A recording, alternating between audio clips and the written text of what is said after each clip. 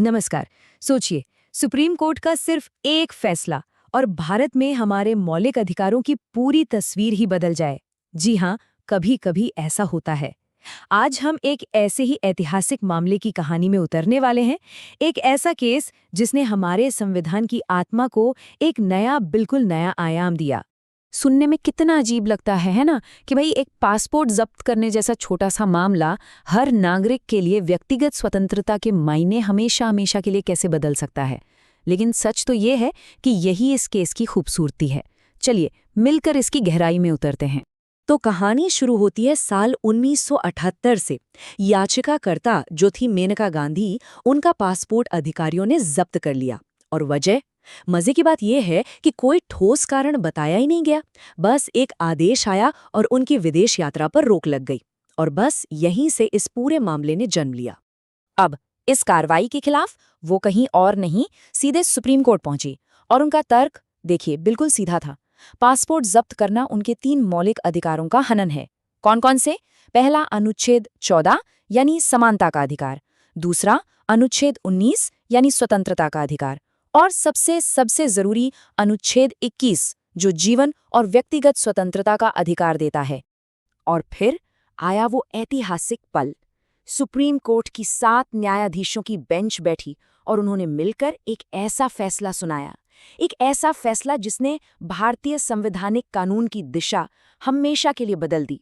ये समझना जरूरी है कि ये सिर्फ एक केस का नतीजा नहीं था, नहीं, ये हमारे अधिकारों की एक नई परिभाषा की शुरुआत थी। अच्छा, अब आता है इस केस का सबसे सबसे दिलचस्प हिस्सा। देखिए, पहले क्या था कि अनुच्छेद 21 का मतलब बड़ा सीधा साधा था। मतलब अगर सरकार ने कोई कानून बना दिया तो बस मान लिया जाता था कि वो प्रक्रिया सही है। लेकिन इस फैसले ने कहा, न, एक मिनट रुकिए, अब सिर्फ कानून बना देना ही काफी नहीं होगा।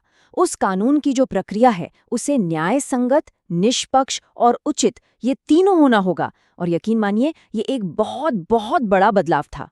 और जानते हैं, इसी के साथ भारतीय संविधान में एक बहुत ही पावरफुल आइडिया आया, जिसे कहते हैं ड्यू प्रोसेस ऑफ लॉ, यानी कानून की उचित प्रक्रिया। इसका सीधा सा मतलब ये था कि अब अदालतें सिर्फ ये नहीं देखेंगी कि भाई कानून बना है या नहीं। नहीं, अब वो ये भी परखेंगी कि क्या वो कानून खुद में सही और तर्कसंगत है। इसने तो अदालतों को हम सब नागरिकों के अधिकारों की रक्षा के लिए एक बहुत ही शक्तिशाली हथियार थमा दिया।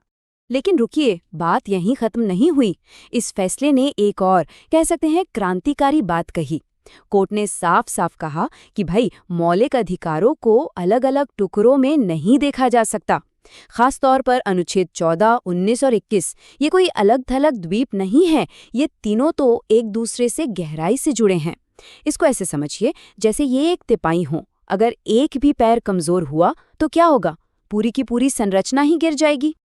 और इसी गहरे जुड़ाव को नाम दिया गया स्वर्ण त्रिभुज या द गोल्डन ट्रायंगल। अब इसका मतलब क्या है? इसका मतलब ये है कि सरकार की कोई भी कार्रवाई हो, उसे इन 3 कसौटियों पर खरा उतरना होगा। पहली, क्या ये समान है? ये आता है अनुच्छेद 14 से। दूसरी, क्या ये उचित है? ये जुड़ा है अनुच्छेद 19 से। और तीसरी, क्या ये निष्पक्ष और न्यायसंगत है? ये है अनुच्छेद 21। और अगर अगर किसी एक का भी जवाब नहीं में आया तो वो कार्रवाई सीधी सीधी असंवैधानिक मानी जाएगी। कितना पावरफुल है ये! और हाँ, इस मामले का एक और बहुत ही सीधा और महत्वपूर्ण नतीजा भी निकला। सुप्रीम कोर्ट ने एकदम साफ कर दिया कि विदेश यात्रा का अधिकार कोई लग्जरी नहीं है। ये अनुच्छेद 21 के तहत मिली व्यक्तिगत स्वतंत्रता का ही एक अभिन्न हिस्सा है।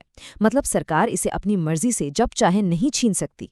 तो फिर इस एक अकेले फैसले की विरासत क्या रही? जरा सोचिए, इसने जीवन के अधिकार के दायरे को कितना कितना ज्यादा बढ़ा दिया। हमें ड्यू प्रोसेस का एक सुरक्षा कवच दिया, स्वर्ण त्रिभुज का वो मजबूत सिद्धांत स्थापित किया और विदेश यात्रा को एक मौलिक अधिकार बना दिया।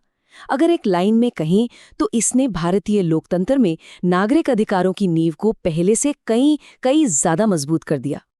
और अंत में एक सवाल जो ये केस हमारे सामने छोड़ जाता है, और वो ये कि व्यक्तिगत स्वतंत्रता की असली सीमाएं क्या हैं। और इससे भी बड़ा सवाल, इन सीमाओं को तय करने का अंतिम अधिकार आखिर किसके पास होना चाहिए? क्या सरकार के पास, या फिर हमारी अदालतों के पास, जो संविधान के रक्षक हैं? ये एक ऐसा सवाल है जिस पर विचार जरूर करना चाहिए।